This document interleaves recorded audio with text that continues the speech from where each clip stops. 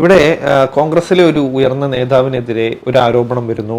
അത് മാധ്യമങ്ങളെല്ലാം ആഘോഷിക്കുന്നു. അതിന്റെ ആകത്തുകയിൽ കോൺഗ്രസിന് വലിയ ബുദ്ധിമുട്ടുണ്ടാക്കുന്നു. അങ്ങനെ ബുദ്ധിമുട്ടുണ്ടായിക്കൊണ്ടിരിക്കെ രാഹുൽ മാങ്കൂട്ടത്തിനെതിരെ ശക്തമായ നിലപാട് UDF സ്വീകരിച്ചു. പാർട്ടി അംഗത്വത്തിൽ നിന്ന് തന്നെ സസ്പെൻഡ് ചെയ്തുകൊണ്ട് പാർട്ടിയിൽ നിന്ന് മാറ്റി നിർത്തി. ഇനി ഇവിടെ UDFന്റെ കയ്യിലേക്ക് ടേൺ വന്നിരിക്കുകയാണ്.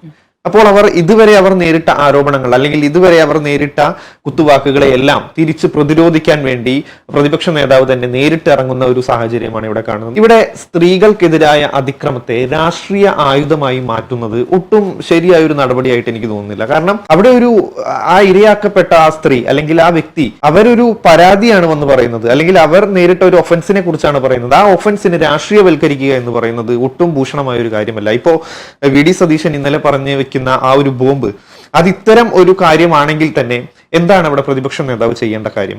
അതിന് നിയമത്തിന്റെ സഹായം ഉറപ്പുവരുത്തുക, അല്ലെങ്കിൽ നിയമത്തിന്റെ വഴിക്ക് നീങ്ങാൻ വേണ്ട സഹായങ്ങൾ എന്താണോ അത് ചെയ്തു കൊടുക്കുക എന്നതാണ്. അല്ലാതെ അതിനെ രാഷ്ട്രീയവൽക്കരിച്ച് തിരിച്ച് മറ്റ് പാർട്ടിക്കാർക്കെതിരെ അല്ലെങ്കിൽ മറ്റ് നേതാക്കൾക്കെതിരെ അത് പ്രയോഗിക്കുകയല്ല വേണ്ടത്.